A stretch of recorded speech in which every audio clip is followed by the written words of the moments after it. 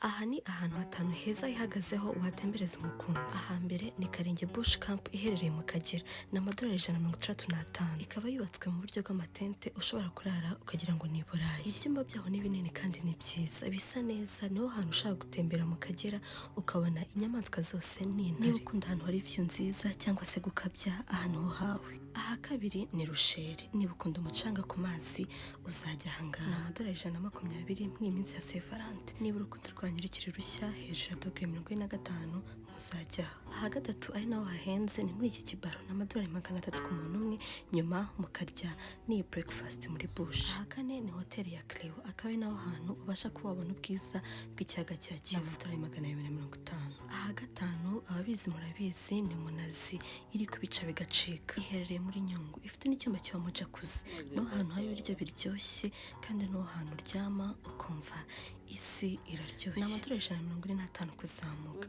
Ushobora no kuhakorera za activity nka rope course, kujya gusura icyayi cyangwa se kujya kureba waterfall na za zindi zose mukunda. Uramutse ufite budget nto kandi wajya gukampinga hano ku Winka, ni amadolari $100, akaba ari camp ibamo ibitanda bibiri byiza. Wahakora ya zipline ukaba wakereka n'umukunzi wawe canopy. Bonus, niba ushaka urukundo rwanyu rukomera muzajye Karisimbi, muryoherwe n'ubwiza bw'uyu musozi mukomeza urukundo rwanyu. Ni amafaranga $30 ku munsi, ifoto zimutahe.